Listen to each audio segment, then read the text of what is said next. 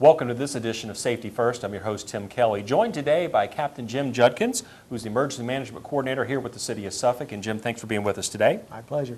And of course, we have you here today to talk about the Hampton Road Special Needs Registry. Now, that's a pretty decent title, pretty big title. It's a regional effort. And Captain Judkins, if you could tell us a little bit about what is the Special Needs Registry? It can be defined relatively simple, Tim. It's basically a planning tool for the Hampton Roads emergency managers. And the reason I say planning tool, it gives us a snapshot of how many individuals that are out in the Hampton Roads community that might need a little extra in the event of a disaster that might overtake our area.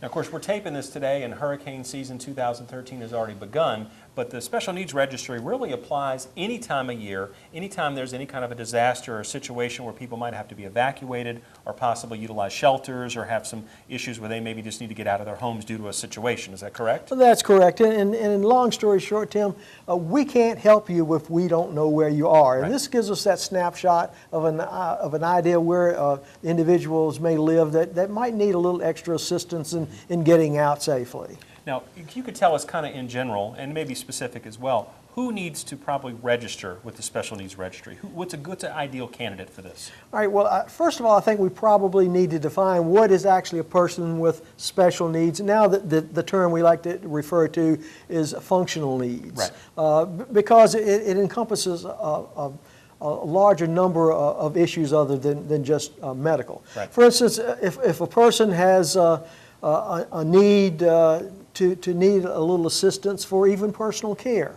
That would be a person that's functional needs. An individual that might need some monitoring of his medical conditions. A person that may need some assistance in the administration of his own medicines. People that have issues from a disability might need a little assistance in mobility, hearing, or even visual issues that might need some assistance along those lines. And that assistance could be either from individuals, another individual or a caregiver, or even devices. Correct. Now, again, when you're talking about this, we're talking about sort of an overall a need situation, not a need that arises out of a given situation. For example, I'm stuck in my house. That's really not what we're talking about, because there's flooding in my yard or something like that. We're talking more about people who have ongoing situations that they need, like you put it, a little extra help, correct? Right, and exactly, and particularly the individuals that are medically dependent upon electricity. There are a number of individuals in our community that need electricity to assist with their mobility. They need electricity to assist with their breathing and even for keeping their heart beating. And when the lights go out, these people are challenged. Right. Now, we talked about who and sort of, I guess really who applies for this, but what do you do? How do you get registered with this program? Well, probably the simplest and easiest way to get to it is through the city's website, the disaster preparedness link, and then click on the Hampton Roads Special Need Registry. It'll carry you to their webpage, which there is a whole host of information to help you prepare individually. Plus, at the top of the page, there is a registry tab where you can actually go in and enter the information and answer the questions. Now, I was going to say, now, once you register, it's not over with it just simply by putting in your information, correct? How does the process work? Okay, once you register, there's a vetting process too, to make sure the information that you've put in is correct and to make sure you're actually a real live individual that needs help. Right. So you'll actually get a phone call from someone from the Planning District Commission to vet the information. Now, there's a lot of concern today about the privacy of medical information. Right. The information that's gathered is only shared with the localities where you live. Not anybody, nobody else can see your information. Right. And again, as you noted, it's important for the locality because that way we, as a locality, City of Suffolk in this instance, know where people who have these situations are in the community, so then in the event that something goes on. Now, let's say if something does happen, what do we do? How do we step in as a locality? Well, as a locality, and I can only speak on what we've done in the past, we actually have some of our operators that will actually reach out and make a call to the individuals you check on. You say, "Are you okay? Can you handle being where you are, or do you need some assistance getting to a shelter or getting somewhere else?" So again, it prepares the locality for the fact that we have X amount of people in the city that meet this criteria, and then that way we know who is kind of where physically. So in the event that something comes up, we are understanding about where everybody is kind of pinpointed, as well as I think it probably probably helps us as an overall perspective to prepare for situations if we have that very serious disaster that comes up where it affects everyone. We can kind of, in a sense, accommodate and account for people who would fall into this category, correct? That's correct, and specifically if an incident occurs in a given locality, if Right. one area floods, and of course the whole city of Suffolk very fortunately doesn't flood, Yes. one area may flood. Right. And this will give us a really snapshot, hey, we need to zero in on that area and make sure we give that extra assistance to the individuals that are living there.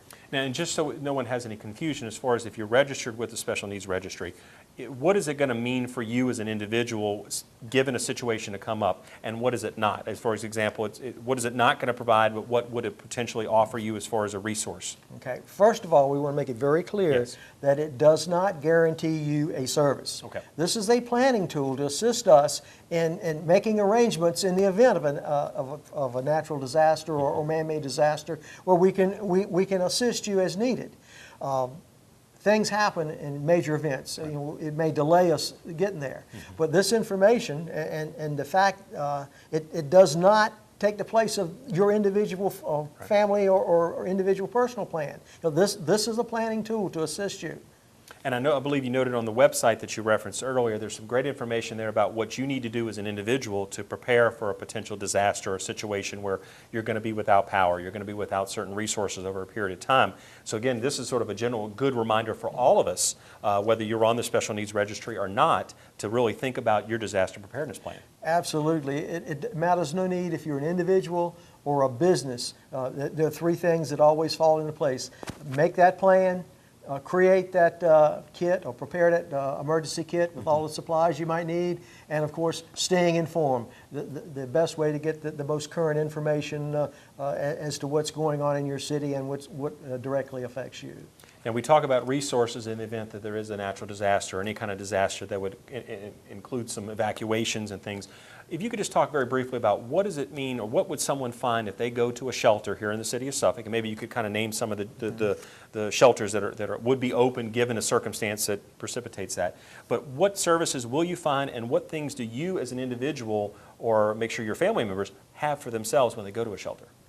Of course, we've been very fortunate in the city of Suffolk never to have to bring our shelters to maximum Right. capacity. But the three shelters that we open, and again, we encourage you to listen to what the city broadcasts prior to the event to tell you exactly which shelters we open. Right. But our three that we usually open are Lakeland High School, Nansemond River High School, and Kings Fork High. There are our three. Right. Our shelter at Kings Fork High is the shelter that we direct the individuals that are really medically dependent upon electricity to go there. Right.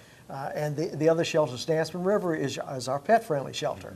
And the general population would be at Lakeland Correct. Shelter. Now again, the services that are provided at a shelter in the event that you have to utilize one, what again are you going to find there, what are you not going to find there from an individual perspective? We encourage every individual that goes to a shelter to carry certain supplies, bedding for instance. Right. If they're on any particular medications, be sure to carry that. If there's if you're on glasses, if you have an extra pair of glasses, carry glasses. Any important papers that you have that wills or deeds, that sort of thing, particularly if you're evacuating from an area that might flood, you want to carry those Right. important papers with you. If you're taking your pet, obviously if you're going to the pet-friendly shelter, Right. you want to have those same basic supplies for your pet, the Right. food and any meds that your pet may own, and their shot record. That's very important also. And again, that plays into, you talked about disaster preparedness as far as having that personal disaster preparedness kit. You mentioned pets. I guess you really kind of also need to prep one for them as well in the event that something would come up, correct? Absolutely. Just as a good reminder here for all of us, right? Absolutely. Yeah, make sure you have your evacuation kit for your pet if you live in an area where you might be subject to evacuation.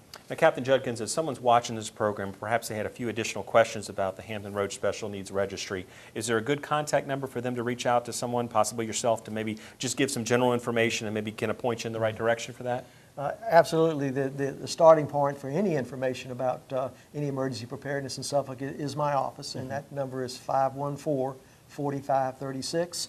I may not be in the office to answer the phone, but I will get back with you. All right. So again, that's a good resource here with Captain Judkins. Of course, we'll also have the web addresses up on the screen so that everyone can kind of take that down.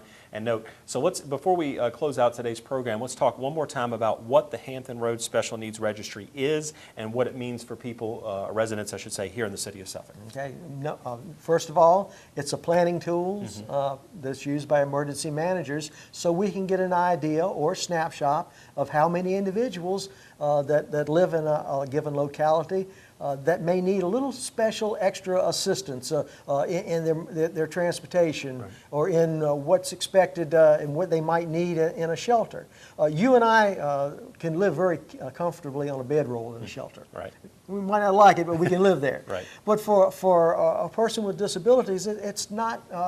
They can't live that way. Right. So in keeping with that requirement, we have special beds that we provide for them at the shelter, where it's the same level of the wheelchair. They can scoot in the wheelchair over on the cot, and they can get by and do it safe to go home. Now, just before we go, I want to ask you one quick question. At this point in time, approximately how many Suffolk residents are part of the Hampton Roads Special Needs Registry, would you estimate at this point? At this point, I've got approximately 25 that are registered. I know there's a lot more individuals that may need a little extra help in our city, but that's the number of folks that have registered. Okay.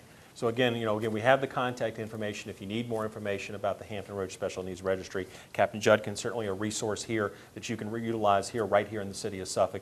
Again, we'll also have the web addresses up so you can take that down as well. So Captain Judkins, thanks for joining us for this edition of Safety First. And again, we'll leave you with that at the end of this program.